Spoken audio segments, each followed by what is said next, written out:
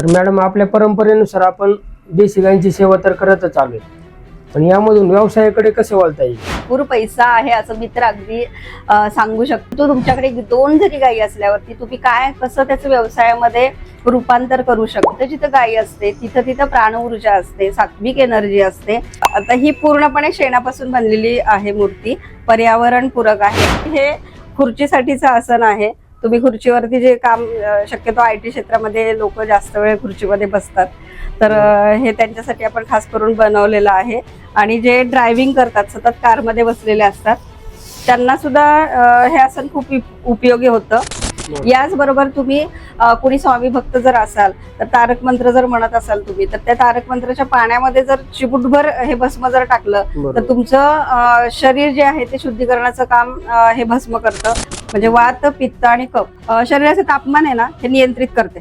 त्यामुळं ही चप्पल अनेक दृष्टीनं तुम्हाला आरोग्याच्या दृष्टीनं फायदेशीर आहे. सगळ्यात महत्वाचे म्हणजे मानसिक जी अस्वस्थता जी येते ते मोबाईलच्या रेडिएशनमुळे येते. तर शेण काय करतं, रेडिएशन कमी करतं. जसे पावडर्स आहेत तसेच आपल्याकडे वेगवेगळे साबण सुद्धा आहेत. पंचगव्याचे साबण असतात. माझ्याकडे एक जे नसी आहे त्याची विशेषता अशी आहे की ते गुरुपुष्यामृताच्या दिवशीच बनतं. पहाटे ब्रह्ममुहूर्तावरती त्याला बनवलं जातं. जे बनवतात ते सुद्धा साधक आहेत, कृष्णाचे भक्त आहेत. माझ्याकडे नाही जमीन आहे आणि नाही माझ्याकडे गायी आहे. त्याच्यातून सुद्धा मी आज जे काही कार्य केलं आहे ते गोसंवर्धनातूनच माझा हा प्रवास सुरू झालेला आहे आणि त्याला मी छान व्यवसायाचं रूप दिलेलं आहे. वेगवेगळ्या राज्यातल्या शेतकऱ्यांना भेटले, त्याचबरोबर आम्ही शिवार फेऱ्या केल्या. नमस्कार शेतकरी गोपालक मित्र व गीर क्रांती परिवारातील सदस्यांनो, मी डॉक्टर गणेश घुसळे. आज आपण आलो आहोत एका अशा ठिकाणी जेथे फक्त व्यापारच नाही तर गोसंस्कृती जपली जाते. देशी गायींचे महत्त्व आपण रोजच बोलतो, पण दैनंदिन जीवनामध्ये याचा वापर कसा केला जातो हे जाणून घेण्यासाठी आज आपण आलो आहोत सायली मॅडम यांच्या धेनू वैभवम गोमार्टला. चला तर जाणून घेऊ यांच्या या अनोख्या प्रवासाबद्दल.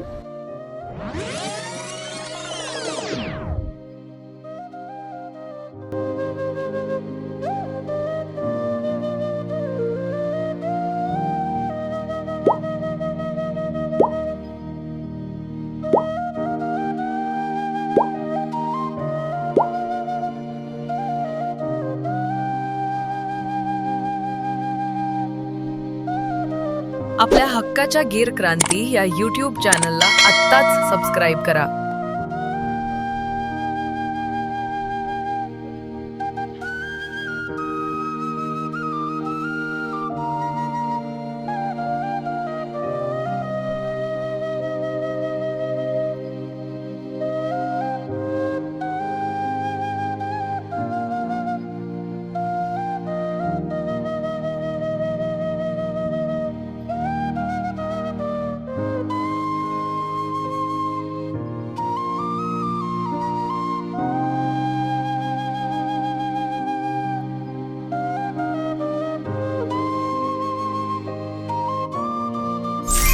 नमस्कार मॅडम. नमस्कार. सर्वप्रथम गीर क्रांती चॅनल मध्ये तुमचं स्वागत करतो. सर्वात आधी आमच्या प्रेक्षकांना तुमची ओळख करून द्या आणि या क्षेत्राकडे तुम्ही कशा वळालात हे सांगा. नक्कीच. गीर क्रांती चॅनलचं मी स्वागत करते. तुम्ही धेनू वैभवमला भेट दिलीत त्याच्याबद्दल खरंच खूप खूप आभार आहेत. आणि तुमच्या टीमचं खरं तर मी कौतुक करते की खूप छान काम करतायत. तुमचं आणि तुमच्या टीमचं आणि सगळ्यांचं स्वागत. आणि माझा परिचय करून द्यायचं म्हटलं तर खरं तर गोमातेच्या समोर, ज्या गोमातेचं कार्य आपण करतोय त्याच्या समोर माझा परिचय खूप अल्प असणार आहे. मी सायली दिवाकर. माझं शिक्षण लिटरेचर मध्ये मी मास्टर्स केलेलं आहे आणि धेनू वैभव सुपर मार्केट मी चालवत आहे. मॅडम, मी तुमच्या प्रोफाईल मध्ये वाचलं होतं की तुम्ही लेखिका आहात. साहित्याकडून गोसेवा आणि गोसेवा आधारित उत्पन्नाच्या व्यवसायाकडे हा प्रवास तुमचा कसा झाला? जशी माझा आता गोमार्ट आहे तशीच मी लेखिका पण आहे आणि खरं तर लेखन कार्यातूनच माझा प्रवास गोसेवेकडे झालेला आहे. मी वेगवेगळ्या वृत्तपत्रांमधून आर्टिकल्स लिहित होते जे पर्यावरणाशी संबंधित होते आणि त्यातूनच मला गायीबद्दल एक पुस्तक लिहायचा मला एक संधी मिळाली. परंतु मला गायीबद्दल काहीच माहिती नव्हतं. सो मी ज्यांचं पुस्तक लिहायचं होतं, रमेश भाई रुपारेलिया, जे की घी सम्राट म्हणून आपण त्यांना ओळखतो, त्यांचं पुस्तक लिहिण्याची मला संधी मिळाली. आणि त्यांच्या प्रोजेक्टवरती जेव्हा गेले तेव्हा मला लक्षात आलं की अरे आपल्याला फारसं काही माहिती नाहीये, सो मी तिथेच राहून त्यांच्या प्रोजेक्टवरती राहूनच लेखनासाठी जे काही शिकायची एक वृत्ती माझ्यामध्ये जागृत झाली आणि त्यातूनच लिहिता लिहिताच मी त्या गायीशी जोडले गेले. आणि जेव्हा मी लेखनाचा प्रवास सुरू केला तेव्हा माझ्या लक्षात आलं की ह्याच्यामध्ये करण्यासारखं खूप आहे. माझे जे काही लेखन आहे किंवा आर्टिकल्स आहे ते खूप लोक वाचणार नाहीयेत. त्यामुळं मी असा निर्णय घेतला की आपल्याला जर जास्तीत जास्त लोकांपर्यंत पोहोचायचं असेल तर ह्यातल्या वेगवेगळ्या क्षेत्रामध्ये गायीशी संबंधित जे काही वेगवेगळे क्षेत्र आहेत त्यातला विक्री व्यवस्था हा एक येतो आणि त्यातूनच मी विक्री व्यवस्थेकडे आले. आणि आज जो हा माझा व्यवसाय उभा आहे तो लेखन कार्यातून व्यवसायाकडे ह्याचं रूपांतर झालेलं आहे.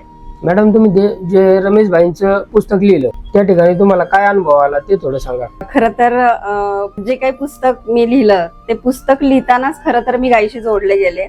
आणि रमेश भाई रुपाले यांच्याकडे जो काही त्यांच्या गायींबरोबर मला जो काही सहवास मिळाला तिथं मला पहिल्यांदा मी गोपालनाच्या ट्रेनिंगकडे वळले. तिथं मी गोपालनाचं प्रशिक्षण घेतलं स्वतः, ज्या की प्रशिक्षणासाठी खरं तर सगळ्याच राज्यभरातून तिथं वेगवेगळ्या क्षेत्रातली लोक येतात. तेव्हा मला असं वाटलं की अरे गाय आणि शेती ही फक्त ग्रामीण भागातल्या लोकांशी संबंधित नाहीये तर सगळ्याच क्षेत्रातली लोक याच्यामध्ये जोडले जात आहेत. आणि तो थक्क करणारा प्रवास म्हणजेच त्यांच्या गोशाळेवरती मला वेगवेगळ्या गोष्टी अभ्यासाला मिळाल्या. हे सगळं मला पाहायला मिळालंच, परंतु फक्त त्याच गोशाळेत नाही तर त्या निमित्तानं मी वेगवेगळ्या गोशाळांमध्ये म्हणजेच वेगवेगळ्या राज्यांमध्ये प्रवास केला. त्याच्यामध्ये राजस्थान आहे, हरियाणा आहे, दिल्ली आहे, सगळेच बहुतांश सगळी राज्य मी गायींसाठी अभ्यासपूर्वक दौरे केले आणि तिथून मला खूप वेगवेगळ्या दृष्टीतून गायी मला समजली. मॅडम, अलीकडच्या काळामध्ये देशी गायींचे संवर्धन ही काळाची गरज बनली आहे. यामध्ये तुमचं नेमकं कसं योगदान आहे हे थोडं सांगा. तुम्ही म्हटलं तर खरंच देशी गाईचं संवर्धन ही काळाची गरज आहे. सध्या सगळ्यात जास्त चर्चेलेला जो विषय आहे तो म्हणजे दिल्लीचं प्रदूषण. दिल्लीच्या राजकारणाबरोबर दिल्लीचं प्रदूषण पण खूप जास्त आहे आणि वेगवेगळ्या प्रकारे त्याच्यावरती टिप्पणी केली जाते. ही परिस्थिती आपल्या हाताबाहेरची जरी गेली असली तरी सुद्धा जर आपण गायीकडे जर आलो तर त्याच्यामध्ये गायीची जी शेणी आहे ज्याला आपण गोवऱ्या सुद्धा म्हणतो त्या गोवऱ्या जर तुम्ही त्याच्यामध्ये तूप जर टाकलं आणि त्या गोवऱ्या जर तुम्ही त्या तिथं अग्निहोत्र जर केलं तर त्या अग्निहोत्रामुळं तिथलं पोल्युशन निदान आपण आपल्या घरातलं तरी पोल्युशन खूप कमी करू शकतो. तर आता जे काही समस्या आपल्याला दिसतात आजूबाजूला मग ते प्रदूषणाच्या असतील किंवा आजारांच्या समस्या असतील किंवा नकारात्मकतेच्या सुद्धा खूप समस्या आपल्याला आजूबाजूला दिसतात. त्याच्यामध्ये गायी प्रत्येक गोष्टीमध्ये आपल्याला उत्तर देते. जसं की मी आता प्रदूषणचं सांगितलं तुम्हाला की त्या प्रदूषणामध्ये तुम्हाला गायीच्या गोवऱ्या आणि तूप हे तुमचं तूप तर ऑक्सिजन लेवल वाढवतं आणि गायीच्या गोवऱ्या म्हणजे शेण जे आहे ते तुमचं काही शुद्धीकरण आहे ते करतच असतं. आपण ह्याच्याच बरोबर आरोग्याच्या जर समस्या बघितल्या तर भारतामध्ये जी काही आपली सनातन संस्कृती जी आहे त्याच्यामध्ये आयुर्वेद हे सगळ्यात महत्वाची घटक होतं. त्याच्यामध्ये दूध, तूप, ताक, दही, लोणी ह्या सगळ्याच्या आधारेच आपण औषधं घेत होतो. त्यामुळे आज त्याची सुद्धा आपल्याला खूप गरज आहे. गोसंवर्धन ही काळाची गरज तर झालेली आहे. त्याच्याच बरोबर तुम्ही असं बघत असाल की नकारात्मकता खूप वाढलेली आहे. जिकडे तिकडे आपण म्हणतो ना निगेटिव्हिटी वाढली आहे हा शब्द सगळीकडे आपल्याला ऐकायला येतो. नैराश्य वाढलंय, डिप्रेशन वाढलंय हे शब्द इतके सहजतेने ऐकू येत आहेत की यासाठी सगळ्यात मोठा तोडगा तूप जे आहे त्यात शुद्ध देशी गाईचा जर दिवा जर तुम्ही लावला 2 मीटरच्या अंतरावरती शुद्धीकरणाचं काम तर ते करतं. एक तर ऑक्सिजन लेवल वाढवतं, त्याचबरोबर ती सकारात्मकता किंवा ज्या काय आपण म्हणतो ना डिवाइन एनर्जी शुद्धीकरणाच्या एनर्जीज तुम्हाला त्या 2 मीटरच्या सगळ्या पट्ट्यामध्ये तुम्हाला दिसतील. गाईचं संवर्धन फक्त हे आपण म्हणतो ना की गाय म्हणजे दूध तर असं नाहीये. ती तुम्हाला आरोग्य पण देते, शुद्धीकरण देते आणि आरोग्याच्या अनेक समस्या ती आपल्याला दूर करत असतं. की शेती आणि गाय ह्याच्यामध्ये तुम्ही इतके व्यवसाय करू शकता की त्याची म्हणजे गणना जर केली तर त्याच्यामध्ये खूप तुम्हाला प्रकार क्षेत्र गायीमध्ये आणि शेतीमध्ये तुम्हाला दिसतील. आणि जो आज तुम्ही बघताय तो व्यवसाय जो सुरू केला तर खरं तर सांगायचं तर माझ्याकडे नाही जमीन आहे आणि नाही माझ्याकडे गायी आहे. त्याच्यातून सुद्धा मी आज जे काही कार्य केलं आहे ते गोसंवर्धनातूनच माझा हा प्रवास सुरू झालेला आहे आणि त्याला मी छान व्यवसायाचं रूप दिलेलं आहे. आणि ते व्यवसायाचं रूप देताना पुन्हा शुद्धीकरण हेच गोष्ट येते की लोकांना शुद्ध वातावरण मिळालं पाहिजे, शुद्ध अन्न मिळालं पाहिजेत आणि मानसिक शांती मिळाली पाहिजेत. या सगळ्यांसाठी आपल्याला ह्याचं व्यवसायात रूपांतर आपण करत आहोत. तर तुम्ही जो प्रश्न केलात की तुमचं गोसंवर्धनाचं योगदान तुमचं काय आहे, खरं तर पहिलं तर मी लेखिका आहे, त्यामुळे गायींवरती पुस्तकं तर मी लिहितच असते. अजूनही माझे लेखन कार्य सुरूच आहे. त्याचबरोबर वेगवेगळ्या वृत्तपत्रांना किंवा मासिकांना मी लेख लिहित असते. लेखनाद्वारे जास्तीत जास्त जनजागृती करणं हा तर माझं कार्य सुरूच आहे. परंतु त्याचबरोबर मी वेगवेगळ्या गोपालन क्षेत्रातले प्रशिक्षण घेतलेले आहे. त्यासाठी मी वेगवेगळ्या राज्यांमध्ये मी दौरे केलेले आहेत. त्याचबरोबर गायी म्हटलं की शेती येते, गो आधारित शेती येते. त्यासाठी मी वेगवेगळ्या राज्यातल्या शेतकऱ्यांना भेटले. त्याचबरोबर आम्ही शिवार फेऱ्या केल्या. शिवार फेरीमध्ये आम्ही मुख्यतः गो आधारित जी नैसर्गिक शेती केली जाते त्याच्यावरती आम्ही काम केलं. सगळ्या शेतकऱ्यांना मी जोडलं, त्यांना एकत्र केलं. आम्ही अनेक ऑनलाईन मीटिंग्स केल्या, ज्याद्वारे अनेक शेतकऱ्यांच्या समस्या समजून घेतल्या. ज्यांच्याकडे गाय आहे त्यांना खरं तर काय करायचं हा खूप प्रश्न पडलेला असतो की शेणाचं काय करायला पाहिजे, ते गोमूत्राचं काय करायला पाहिजे. यासाठी मी कन्सल्टिंगचं पण काम करते. आणि कन्सल्टिंगचं काम करताना माझ्या लक्षात आलं की गोशाळा जी असते ती अनेक वेळा रजिस्टर नसते. मग तिथे येणाऱ्या समस्या काय आहेत किंवा तुम्हाला गायींची संख्या किती वाढवली पाहिजे, अशा अनेक असंख्य प्रश्न असतात. त्या सर्व प्रश्नांची उत्तरं देण्यासाठी मी अनेक गोपालकांना भेटले, जे गो आधारित शेती करतात अशा शेतकऱ्यांना सुद्धा भेटले. आणि मग त्यांच्या समस्यांचं निराकरण ऑनलाईन मीटिंगद्वारे सुद्धा करतो किंवा शिवार फेरीतून सुद्धा आम्ही करत असतो. महाराष्ट्रातल्या असंख्य छोट्या छोट्या गावांमध्ये सुद्धा मी प्रवास केलेला आहे. गायीशी रिलेटेड ज्या सगळ्या गोष्टी आहेत त्या क्षेत्रामध्ये आपण व्यवसाय सुद्धा करू शकतो. म्हणजे गोमूत्र आहे, त्याचं लोणी आहे, तूप आहे, दूध तर आहेच आहे, दुधाबद्दल आहे. पण प्रशिक्षण क्षेत्र हे सुद्धा खूप मोठं आहे करिअरच्या मध्ये. तर प्रशिक्षण क्षेत्रामध्ये सुद्धा आपण काम करतोय. आणि धेनू वैभव गोमार्टमध्ये तुम्हाला काऊ टुरिझमची सोय जशी आहे तशीच प्रशिक्षणाची सुद्धा सोय आहे. काही वेगवेगळ्या राज्यांमध्ये मी प्रवास केला. तिथून जे जे मला टिपता आलं, जे जे चांगलं घेता आलं ते माझ्या महाराष्ट्रातल्या सर्व जनतेला मिळावं, गोपालकांना मिळावं आणि शेतकऱ्यांना मिळावं. यासाठी पुण्यातल्या जे काही सेंटर आहे, जे आपलं धेनू वैभव गोमार्ट, तिथं तुम्हाला प्रशिक्षणाची सोय तर आहेच. परंतु तुमच्याकडे 2 जरी गायी असल्यावरती तुम्ही काय कसं त्याचं व्यवसायामध्ये रूपांतर करू शकता. मग ते दुधाच्या मार्फत असेल, गोमूत्राच्या बाबतीत असेल, शेणाच्या बाबतीत असेल किंवा तुम्ही काऊ टुरिझमकडे कसे वळू शकता, या सगळ्यासाठी आपण मार्गदर्शन करतो. आणि मला असं वाटतं की माझं योगदानपेक्षा गोमातेचं योगदान, गोमातेनं दिलेली कृपा ही खूप माझ्यावरती खूप मोठी आहे. तीच एक मला ऊर्जा देते आणि माझ्याकडे वेगवेगळं काम करून घेते. त्यामुळे याच्यात कितीही कार्य केलं तरी माझं योगदान अगदी छोटंसंच असणार आहे असं मला वाटतं. तर मॅडम, आपल्या परंपरेनुसार आपण देशी गायींची सेवा तर करतच आलोय, पण यामधून व्यवसायाकडे कसे वळता येईल? देशी गायची परंपरा आपण बघितली तर खूप प्राचीन आहे. खरं तर मी तुम्हाला सांगेन की भगवान श्रीकृष्णाने सुद्धा त्याचं प्रमोशन केलं, गायीचं प्रमोशन केलं. त्याचबरोबर आपण कृष्णाचा कधीही फोटो जर तुम्ही बघितलात तरी तो लोण्याबरोबर असतो, गायींबरोबरच असतो. तर मला असं वाटतं की ते प्रमोशनचं काम आज पुन्हा एकदा करायची गरज आहे. आणि तुम्ही म्हणताय व्यवसायाकडे आपण ह्याच्यातनं कसं वळू शकतो किंवा व्यवसायात रूपांतर कसं शकतो, तर गायी म्हटलं की खरं तर आपण तिला माता म्हणतो. आणि त्याचं व्यवसायीकरण कसं करायचं, तर व्यवसायीकरण नाही आहे, जे आपल्याला सृष्टीनं जी काही चांगली एनर्जी दिलेली आहे किंवा जी काही प्राणशक्ती जी आहे ती पूर्णपणे गायीमध्येच आहे. आणि तीच प्राणशक्ती आपल्याला खरं तर ऊर्जा देत असते आणि त्या ऊर्जेनंच आपण कार्य करत असतो. आता ही ऊर्जा सगळीकडे पोहोचली पाहिजे आणि सगळीकडे पोहोचण्यासाठी त्याचं खूप चांगल्या रीतीनं जतन झालं पाहिजे. त्याच्यासाठी आपण काय केलं पाहिजे, तर तिला आपण जास्तीत जास्त लोकांपर्यंत पोहोचवण्यासाठी कसोशीनं प्रयत्न केला पाहिजे. ते म्हणून जास्तीत जास्त गोशाळा झाला पाहिजे. ते अगदी मी तर म्हणते की ज्यांच्याकडे 2 गायी आहेत ते सुद्धा लोक खूप चांगल्या प्रकारे त्याचं व्यवसायामध्ये रूपांतर करू शकतात. म्हणजे काऊ टुरिझम ही जी संकल्पना आहे ती त्यातूनच माझी येते की तुमच्याकडे 2 जरी गायी असल्या तरी सुद्धा तिथं प्राणशक्ती जास्त असते, सात्विक ऊर्जा तिथं जास्त असते. आणि ती सात्विक ऊर्जा लोकांपर्यंत पोहोचवण्यासाठी कमीत कमी 30 मिनिटं तरी आपण तिथं बसलो पाहिजे. ते म्हणजे अर्धा तास जरी आपण तिथं वेळ दिला, मग तुम्ही ताक प्या, दूध प्या किंवा त्या गायीवरून हात फिरवा, इतकं जरी तुम्ही केलं आणि तिच्याशी कनेक्ट राहिलात तरी सुद्धा तुमच्यामध्ये सकारात्मक बदल होतात. त्यामुळे ज्यांच्याकडे गायी आहेत, देशी गायी आहेत, त्यांनी ह्याचं व्यवसायामध्ये रूपांतर केलं पाहिजे. ते यासाठी की लोकांना निदान त्या निमित्तानं तरी तिथं स्टे करता येईल. तुम्ही एखादं सेंटर सुरू करा, त्यालाच आम्ही काउ टुरिझम असं नाव दिलेलं आहे की तुमच्याकडे 2 गायी जरी असल्या तरी सुद्धा तुम्ही काउ टुरिझम सेंटर सुरू करू शकतो.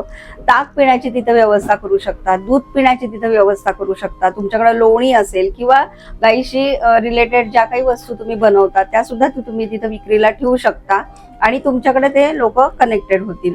अर्थार्जन जरी असलं तरी ते एक सहकार्य आहे. एकमेकांच्या सहकार्यातून चांगली ऊर्जा निर्माण करणं हे आपलं काय आहे उद्देश असतो. काउ टुरिझम बरोबरच तुम्ही वेगवेगळ्या क्षेत्रामध्ये ह्याच्यामध्ये शेणापासून बनणाऱ्या वस्तू असतील, गोमूत्र अर्क असतील किंवा त्याच्यातून येणारं शेणखत असेल, या व्यवसायामध्ये सुद्धा तुम्ही येऊ शकता.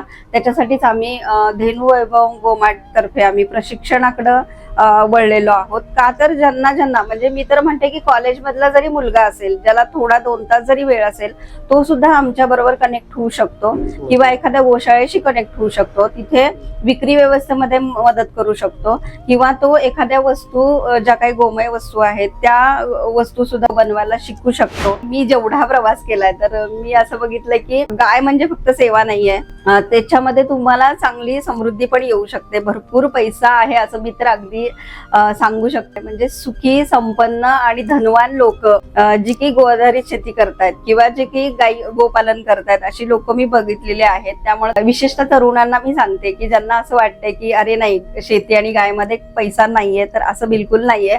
गायी अशा पद्धतीनं जतन केल्या जातात की त्यांच्या किमती सुद्धा लाखोंमध्ये आता आहेत. जिथं गायी असते तिथं प्राण ऊर्जा असते, सात्विक एनर्जी असते. गोपालनामध्ये येणं हा काही वेगळं असं काही नाही. आता माझ्याकडे मी मगाशीच सांगितलं की माझ्याकडे गाय पण नाहीये आणि जमीन पण नाहीये, तरी मी ह्या क्षेत्रामध्ये आहे.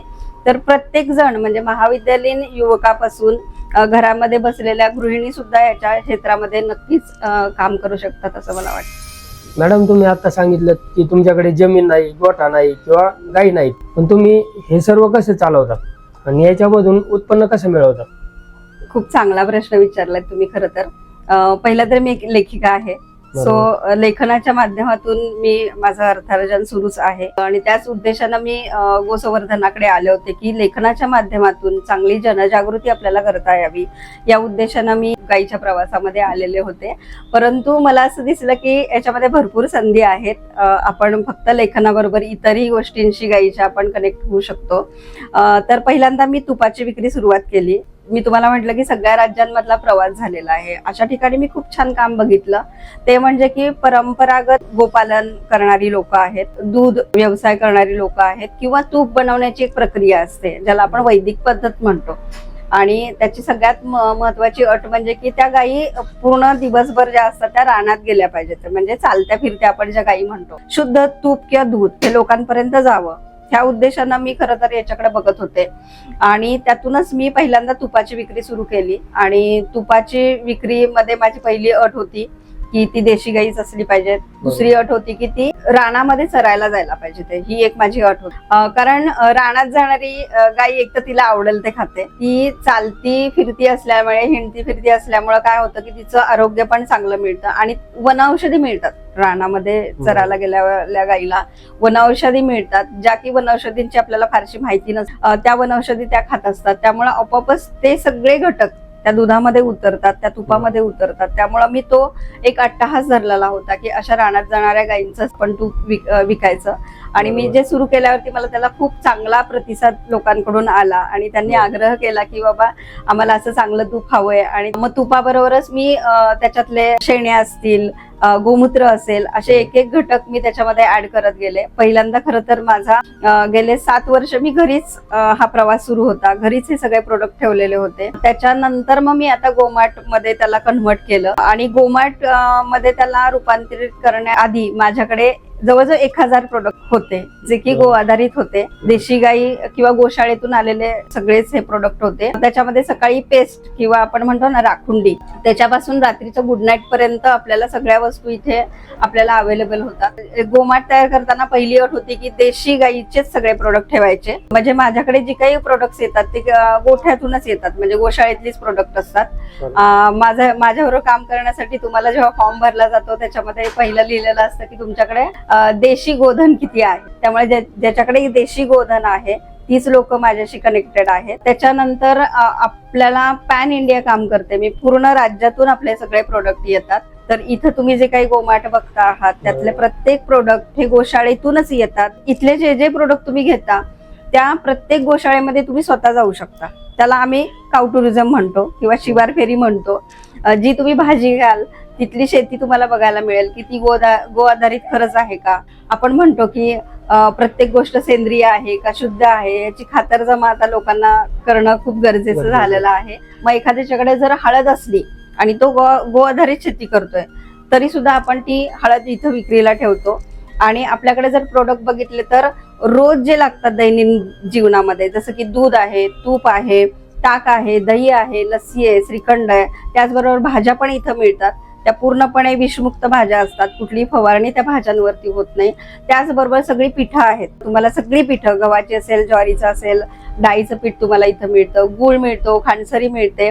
म्हणजे घरामध्ये जे जे प्रोडक्ट्स तुम्हाला लागतात अगदी पेस्ट पासून सगळ्याच वस्तू तुम्हाला इथं मिळतात. त्याच बरोबर आपण इथे कडधान्य सगळ्या प्रकारची देतो, डाळी देतो आपण सगळी जी आहेत ती.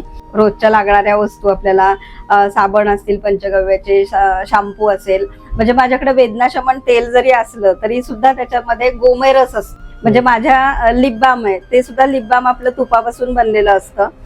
नस्य तर सगळ्यांना माहितीच आहे, नस्याचे फायदे खूप सारे आहे. नस्य तर आपल्याकडेच आहेच आहे. माझ्याकडे एक जे नस्य आहे त्याची विशेषता अशी आहे की ते गुरुपुष्यामृताच्या दिवशीच बनतं. पहाटे ब्रह्ममुहूर्तावरती त्याला बनवलं जातं. जे बनवतात ते सुद्धा साधक आहेत, कृष्णाचे भक्त आहेत. मी थोडस अध्यात्म पाळणारी व्यक्ती आहे. माझ्याबरोबर काम करणारे बरेचसे लोक अग्निहोत्र करतात. त्यांना आम्ही जरूर आग्रह करतो की तुमचं शेत असेल तरी सुद्धा तुम्ही दिवसभर भगवद्गीतेचे पाठ लावा आणि गोशाळा असेल तिथं सुद्धा तुम्ही भगवद्गीतेचे पाठ लावा, ताकी तिथलं वातावरण जे आहे ते शुद्ध राहतं, सात्विक राहतं. मॅडम, तुम्ही आता उल्लेख केला भगवद्गीतेचा, तर आम्ही असं शूट काढण्यासाठी गुजरातमध्ये गेलो होतो एका गोशाळेमध्ये. तर तेथे जेव्हा गायींचे दूध काढतात त्या टायमाला एक साऊंडवरती श्रीकृष्णाची बासरी वाजताना त्यांनी सॉंग लावलं होतं.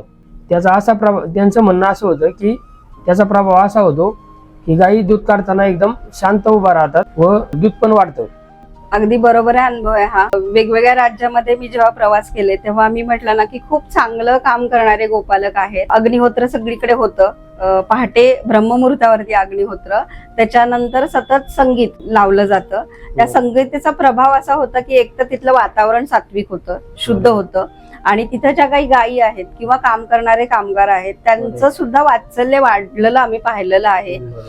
तुम्ही गायीशी कनेक्ट होताना ते तुमच्यामध्ये वात्सल्याची निर्मिती होते, द्वेष भावना नाहीशी होते. आपण म्हणतो ना मनाचं शुद्धीकरण, आणि मनाचं शुद्धीकरण झाल्यावरती अर्थातच भावनांमध्ये खूप फरक पडतो. आणि जे तुम्ही म्हटलात की ती बासरी कृष्णाची वाजवल्यावरती तर संगीत खूप मोठं काम करतं, वातावरणांमध्ये बदल करतं, भावनांमध्ये बदल करतं. त्यामुळे आम्ही धेनू वैभव गोमाट जेव्हा सुरुवात केली तेव्हा आम्ही हा सगळा बदल प्रयत्न करतोय की शेतकऱ्यांमध्ये व्हावा. आणि गो आधारित जर तुम्ही शेती करत असाल तर ते सगळे लोक शेतकरी असतील किंवा गोपालक असतील मला संपर्क करू शकतात आणि माझ्यावर काम करू शकतात. चला तर वळूया तुमच्या सुंदर दुकानाकडे, जे देशी गायींच्या दूध, तूप आणि गोमूत्रापासून जे काही इको फ्रेंडली प्रोडक्ट आहेत त्याबद्दल आम्हाला थोडी माहिती द्या. तर मॅडम, आपल्या हिंदू धर्मामध्ये कुठल्याही शुभ कार्याची सुरुवात करताना आपण गणपती बाप्पापासून करतो. तर त्याची एक सुंदर मूर्ती आपल्याकडे शेणापासून बनवलेली आहे. हो, याच्याबद्दल आता ही पूर्णपणे शेणापासून बनलेली आहे मूर्ती. पर्यावरण पूरक आहे. ज्यांना पर्यावरणाची काळजी घ्यायची आहे, ज्यांना जलप्रदूषण खूप होतं असं वाटतं, त्यांनी नक्कीच ह्या शेणाच्या गणपतीचा वापर करावा असं मला वाटतं. तरी पूर्णपणे शेणापासून बनवलेली का? अगदी अगदी पूर्णपणे ती शेणाची आहे. मॅडम, आपल्या दैनंदिन जीवनामध्ये ज्या वस्तू डेली यूज साठी लागतात त्या काय काय अवेलेबल आहेत ते जरा सांगा. आता पहिल्यांदा आपल्याला सकाळी सकाळी दूध लागतं. आपल्याकडे दूध आहे, लस्सी आहे, श्रीखंड आहे, ताक आहे, दही आहे. परंतु डॉक्टर, दूध म्हटलं की बहुतेक सगळ्यांना असं वाटतं की चहा चांगला झाला पाहिजे किंवा साय घट्ट आली पाहिजे. परंतु आपलं जे दूध आहे त्यांना जवळजवळ 100 प्रकारचे त्याच्यामध्ये गुणधर्म आहेत. बुद्धिवर्धक आहे, शक्तिवर्धक आहे. दूध म्हटलं की चहा आणि साय इथपर्यंतच आपली मानसिकता असते. परंतु देशी गाईचं दूध हे पूर्णपणे निरोगी जीवन तुम्हाला बहाल करतं.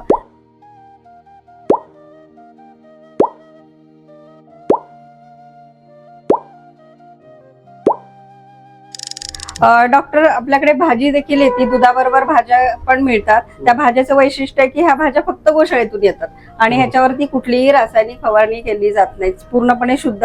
मग त्याच्यात सीझनल फळं पण येतात, त्या तुम्हाला दर रविवारी उपलब्ध होतात. डॉक्टर, जशी फळं आहेत आपल्याकडे त्याचबरोबर सगळी कडधान्य आहेत, पिठं आहेत आपल्याकडे, गव्हाचं पीठ, ज्वारीचं पीठ, डाळीचं पीठ, मेथकूट, ढोकळ्याचं पीठ आहे, दिरड्याचं पीठ आहे, त्याचबरोबर सगळी कडधान्य सुद्धा आहेत आणि सगळ्या प्रकारच्या डाळी सुद्धा आपल्याला इथं उपलब्ध होतात. गुळ आहे, खांडसरी आहे आणि तेल आहेत, सगळे खाद्य तेल सुद्धा आपल्याकडे इथं उपलब्ध होतात. हे सुद्धा सगळे प्रोडक्ट गोशाळेचेच आहेत, त्यामुळे ह्याच्यावर देखील कुठलीही रासायनिक फवारणी होत नाही. डॉक्टर, आमच्याकडे अजून एक खास गोष्ट आहे, ती म्हणजे की ह्या सगळ्या आयुर्वेदिक पावडर्स आहेत. जवळजवळ 300 प्रकारच्या पावडर्स आहेत. त्याच्यामध्ये सप्लिमेंट्स येतात, फूड सप्लिमेंट्स. त्याच्यामध्ये बीटरूट येतं, हिमोग्लोबिन पावडर येते, त्याचबरोबर फेस पॅक्स आणि हेअर केअर सुद्धा येतात. जसं की हे फेस पॅक आहे, हे सुद्धा गोशाळेतून येतं. गोशाळा, बाकीच्या गोशाळा बघितलं तर दुधावर, गोमूत्रावर काम करतात, परंतु ही जी गोशाळा आहे त्यांनी पूर्णपणे आयुर्वेदिक आणि देशी बीज आहे त्याचं. जसं की आता हे बीट बघितलं तर बऱ्याच वेळा बीट वरती आपल्याला DDT पावडर वगैरे फवारलेली आपल्याला दिसते, परंतु ही पूर्णपणे शुद्ध असं बीट आहे आणि त्याची बीट पावडर आपल्याला मिळते. ह्याचा तुम्ही ज्यूस करू शकता किंवा भाज्यांमध्ये सुद्धा ही बीट पावडर घालून तुम्ही खाऊ शकता. ह्याच्यामध्ये फूड सप्लिमेंट्स मध्ये बघा, आता डायबेटिक केअर आहेत, त्रिफळाची पावडर असते, हिमोग्लोबिनची पावडर आहे याच्यामध्ये, ती तुम्हाला मिळते. याचबरोबर मुलतानी माती आहे, गुलाबाच्या पाकळ्यांची पावडर आहे, कस्तुरी पावडर आहे, हा पण एक फेस पॅक आहे. परत आपण साबण वापरायच्या ऐवजी इथे तुम्हाला वेगवेगळ्या प्रकारचे पावडर्स आंघोळीसाठी दिलेले आहेत. आमच्याकडे हा विशिष्ट प्रकारचा खूप चांगला असा डाय आहे, जो की पूर्णपणे नैसर्गिक आहे, गोशाळेमध्येच तयार होतो. जसे पावडर्स आहेत तसेच आपल्याकडे वेगवेगळे साबण सुद्धा आहेत, पंचगव्याचे साबण असतात. आता ह्याच्यामध्ये विशेषता ही आहे की हे सगळे जे साबण आहेत ह्यामध्ये गोमूत्राचा बेस असतो आणि गोमूत्र काय करतं, आणि जे इन्फेक्शन्स येतं, जे काही इन्फेक्शन जे असतं, जंतू येतात, विषाणू येतात, तर गोमूत्र त्याचा नाश करायचं काम आहे त्याचं. त्यामुळे सगळे जे साबण आहेत ते पूर्णपणे पंचगव्य म्हणजे गोमूत्राचा बेस असलेले साबण आहेत. त्याचबरोबर फिनेल पण आहे, हे हँडवॉश आहे ज्याच्यामध्ये गोमूत्र अर्कस, त्याच्यानंतर शॉवर जेल आहे, ह्याच्यामध्ये उटणं आणि गोमूत्र यापासून ती शॉवर जेल बनवलेली आहे. तर सगळ्या प्रकारचे जे उत्पादनं आपले आहेत, तर प्रत्येक प्रोडक्ट मध्ये शेण, गोमूत्र किंवा तूप याचा अंश तुम्हाला मिळतो आणि ह्याचा वापर तुम्ही रोजच्या दैनंदिन जीवनामध्ये नक्कीच करू शकता. खत निर्मिती हे गोमूत्राचं आणि शेणाचं खूप मोठं काम आहे, तर आम्ही दोन्ही ठेवलेलं आहे. वेगवेगळ्या प्रकारचे प्लांट्स पण तुम्हाला इथं विक्रीसाठी अवेलेबल आहेत. ह्याची विशेषता हे आहे की ह्याला पाणी कमी लागतं. या प्रोडक्ट बद्दल माहिती सांगा तुम्ही. हे जे आहे ते शेणखतापासून बनवलेलं लिक्विड आहे.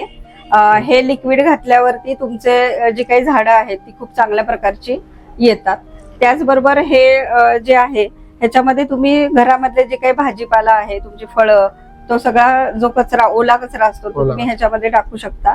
शेण आणि गोमूत्राचं कल्चर ह्याच्यामध्ये दिलं जातं आणि त्याच्यामध्ये अशा प्रकारचं लिक्विड आपण तयार करू शकतो. मॅडम, जसं तुम्ही या खताबद्दल सांगितलं तसंच आमच्या ग्रामीण भागामध्ये ज्या संत्रा, डाळिंब याच्या ज्या बागा राहतात, तर त्यासाठी आमचे एक मित्र आहेत, त्यांच्या 40 एकर संत्र्याची बाग आहे त्यांच्याकडे. तर ते याचं गोमूत्र, शेण यापासून स्लरी बनवतात. आता बऱ्याचशा शेतकऱ्यांना स्लरी काय आहे ती माहितीच आहे. त्या स्लरीमध्ये पण मोठ्या प्रमाणात याचा वापर होतो. फळबागांसाठी जी स्लरी बनवली जाते, दही, गोमूत्र व शेणाचा वापर करून ही स्लरी बनवली जाते आणि त्याचा एक ऑर्गॅनिक फार्मिंगला फार मोठा भाग आहे. डॉक्टर, हे श्रीयंत्र आहे. आता हे बघा, हे पूर्णपणे शेणापासून बनलेलं आहे. तर आपण म्हणतो ना, लक्ष्मी ही शेणामध्ये असावी, तर आपण हे म्हणून लक्ष्मीची उपासना व्हावी, त्यामुळे आपण हे श्रीयंत्र तयार करून घेतलेलं आहे. ते तुम्ही पूजेमध्ये ठेवू शकता. तोरण आहे. आता बहुतेक वेळा काय करतो आपण की आपण दारामध्ये सारवतो शेणानं किंवा शेणाचा सडा टाकतो. म्हणजेच काय करतं की एकतर शेण हे शुद्धीकरण घेऊन येतं आणि कुठलीही नकारात्मक गोष्ट आपल्या घरामध्ये येऊ नये यासाठी आपण शेणाचा वापर करतो. तर त्याचा उद्देश ठेवून आपण हे तोरण बनवलेलं आहे. डॉक्टर हे बघा, हे मोबाईल साठी आपण बनवलेलं आहे. मोबाईल स्टँड आहे, ह्याच्यामध्ये मोबाईल ठेवू शकतो आपण. सगळ्यात महत्वाची गोष्ट की मोबाईलमुळे रेडिएशन वाढतं आणि त्याच्या आरोग्यासाठी खूप मोठे आपण बघतो की किती आपल्यासाठी ते हानिकारक आहे. सगळ्यात महत्वाचे म्हणजे मानसिक जी अस्वस्थता जी येते ते मोबाईलच्या रेडिएशनमुळे येते. तर शेण काय करतं, रेडिएशन कमी करतं. यासाठी आम्ही हे युनिट बनवलेलं आहे. त्याच्यात तुम्ही मोबाईल चार्जिंगला लावू शकता. त्याच्यानंतर हे डॉक्टर हे जसं युनिट आहे तसंच हे मोबाईल स्टँड आहे. तर ह्याचा मोबाईल ठेवण्यासाठी पण उपयोग होऊ शकतो. हे सुद्धा मोबाईलमुळे वाढणारं रेडिएशन कमी करतं. असं नाही, शेणापासून बनवलेलं. ह्याच्या आतमध्ये शेण आहे. हा, तर ह्याचा तुम्ही ध्यानासाठी उपयोग करू शकता. त्याचबरोबर हे जे आसन आहे ना, ह्याच्यामध्ये दर्भ सुद्धा आहे, ऊल सुद्धा आहे आणि शेण सुद्धा आहे. ज्यांना मेडिटेशन करायचं असतं, जे जपमाळ करतात किंवा ज्यांची काही पोथी वाचन वगैरे सुरू असते किंवा मुलांना अभ्यासासाठी तुम्ही ह्याच्यावर जर बसवलं तर आपली स्वतःची एक ऊर्जा असते, स्वतःची ती ऊर्जा तशीच्या तशी ह्याच्यामध्ये राहून त्याचा तुम्हाला खूप चांगला उपयोग होतो. मॅडम, ही चप्पल आहे, ही पण शेणापासून बनवलेली वाटते. हो, अनेक जणांची वात प्रवृत्ती असते. वात वाढल्यामुळे तुमचं शारीरिक पेन जे असतात, कंबर दुखणं, गुडघा दुखणं, ह्या सगळ्या व्याधी आपल्याला एक एक सुरू होतात. तर ही चप्पल घातल्यामुळे काय होतं, तुमचा वात जो आहे तो एकदम शांत होतो. वाताचे जे विकार असतील ते बरे होतात. त्याचबरोबर बीपी सुद्धा हे कमी होतं. चप्पल जी आहे ती 15 मिनिटं जरी घरातल्या सगळ्यांनी घातली तरी सुद्धा तुमचं शरीर संतुलित करायचं काम हे करतं. म्हणजे वात, पित्त आणि कफ, शरीराचे तापमान आहे ना, हे नियंत्रित करते. त्यामुळं ही चप्पल अनेक दृष्टीनं तुम्हाला आरोग्याच्या दृष्टीने फायदेशीर आहे. तर हे काहीतरी वेगळं दिसतंय मॅडम, हे काय? हे सुद्धा शेणापासूनच तयार झालेलं आहे. जसं आपण आता चप्पलचं बघितलं, सेम तसंच आहे. हे दोन आहेत ह्याचे भाग. तुम्हाला जर चप्पल घालायची नसेल तर तुम्ही जेव्हा टीव्ही बघता किंवा तुम्ही घरामध्ये बसलेले असतात अशा वेळेस तुम्ही ह्याच्यावरती पाय देऊन तुम्ही बसायचं आहे. सेम जसं चप्पलचं मी सांगितलं की आपलं शरीराचं तापमान नियंत्रित करतं. बीपी साठी सुद्धा हे खूप चांगलं आहे आणि वाताच्या विकारांसाठी सुद्धा हे खूप चांगलं आहे. आपल्याकडे वेगवेगळ्या साईजच्या शेण्या आहेत. ही जी आहे ती हवनसाठी वापरली जाते. वास्तुशांत वगैरे करायची असेल तर ही मोठी गौरी वापरली जाते. त्याचबरोबर अग्निहोत्रासाठी खास आपण गोऱ्या तयार करून घेतलेल्या आहेत, ज्या अग्निहोत्र जे रोज केलं जातं घरामध्ये तेव्हा ह्या आपण शेण्याचा वापर करतो. आता गोऱ्यांचं काम काय आहे किंवा शेण्यांचं काम काय आहे, तर हवा शुद्धीकरणाचं काम हे शेण्या करतात. डॉक्टर हे सगळं आपल्याकडे औषधालय आहे. आपल्याकडे पंचगव्य चिकित्सेची सोय आहे. नाडी परीक्षण करून दिलं जातं आणि त्याची सगळी औषधं जी आहेत ती आपल्या इकडे इथे मिळतात. तुम्ही बघतच असाल वेगवेगळ्या प्रकारची पंचगव्य आधारित ही सगळी औषधं आहेत. त्याच्यामध्ये आपल्याकडं तूप मिळतं, जे की औषधी तूप आहे. त्याचबरोबर वेगवेगळ्या प्रकारचं दंतमंजन आहे. हे दंतमंजन सुद्धा राखुंडी म्हणजेच गोऱ्यांपासून बनवलं जातं. तसंच हे नस्य बघितलं असेल तर हे 100 गुणधर्माने युक्त असं हे नस्य आहे.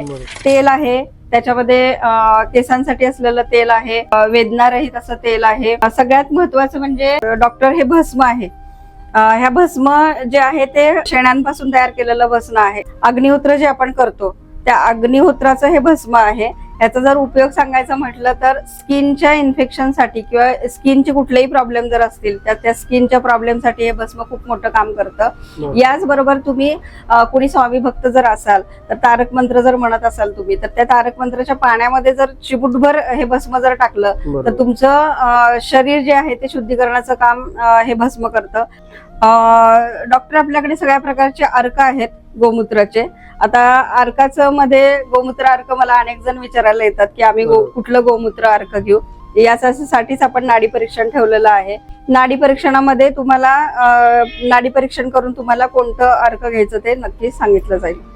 अमृतधारा आहे. सर्दीच्या समस्या अनेक जणांना असतात, त्यामुळे ज्यांना खूप शिंका येतात, ज्यांचं सतत नाक वाहत असतं किंवा ॲलर्जीमुळे सतत ज्यांना सर्दी होते, त्यांनी फक्त हे कपड्याला लावायचं आहे आणि ह्याचा खूपच चांगले अनेक जणांना ह्याचा फायदा झालेला आहे. आपल्याकडे पेस्ट पण आहे जी की गोमय पेस्ट आहे आणि ही गोशाळेतच बनते. हे जे दंतमंजन आहे ते पूर्णपणे राखुंडीपासून तयार झालेलं आहे, त्यामुळे दातांच्या कुठल्याही समस्येसाठी तुम्हाला ह्या राखुंडीचा म्हणजेच ह्या दंतमंजनचा तुम्हाला उपयोग होऊ शकतो. मॅडम, हे पण गो आधारित बनवलेलं आहे का? हो, आपण मगाशी आसनची जी माहिती घेतली, बसायचे आसन आहे, तशी हे खुर्चीसाठीचं आसन आहे. तुम्ही खुर्चीवरती जे काम शक्यतो IT क्षेत्रामध्ये लोक जास्त वेळ खुर्चीमध्ये बसतात, तर हे त्यांच्यासाठी आपण खास करून बनवलेलं आहे. आणि जे ड्रायव्हिंग करतात, सतत कारमध्ये बसलेले असतात, त्यांना सुद्धा हे आसन खूप उपयोगी होतं. खूप लोकांनी माझ्याकडनं हे आसन घेतलेलं आहे आणि खूप त्याचे फायदे आहेत. धन्यवाद मॅडम, तुम्ही चांगली माहिती दिली. तर मित्रांनो, देशी गाय वाचवायची असं फक्त म्हणून चालणार नाही, तर देशी गायचे संगोपन करणे व आर्थिकदृष्ट्या महत्त्व समजून घेणे फार गरजेचे आहे. हेच काम सायली मॅडम करत आहेत. आपल्या सर्वांनाच हे काम करायचं आहे. तर धन्यवाद मॅडम. जाता जाता आमच्या प्रेक्षकांना, विशेष करून महिलांना, तुम्ही काय संदेश द्याल? प्रेक्षकांना माझा तर संदेश आहे की गोसंवर्धन ही काळाची गरज आहेच आहे, परंतु त्याच्यामध्ये काम आपण कसं करू शकतो याची माहिती तुम्हाला मिळू शकते. आज आपल्या धकाधकीच्या जीवनामध्ये जीवन खूप अस्वस्थ झालेलं आहे, मानसिक दृष्ट्या असेल किंवा शारीरिक दृष्ट्या असेल. तर तुम्ही कुठल्या तरी चांगल्या कार्याशी जेव्हा संपर्कामध्ये येता, तेव्हा आपोआपच तुमची काही मानसिक शांती ही आपोआपच मिळायला लागते. माझ्या स्वतःच्या अनुभवावरून सांगते, जेव्हापासून मी गोसंवर्धनामध्ये कार्याला लागले, तेव्हापासून आपोआपच आपण म्हणतो ना, शारीरिक दृष्ट्या असेल, मानसिक दृष्ट्या असेल, आपण शांत होतो.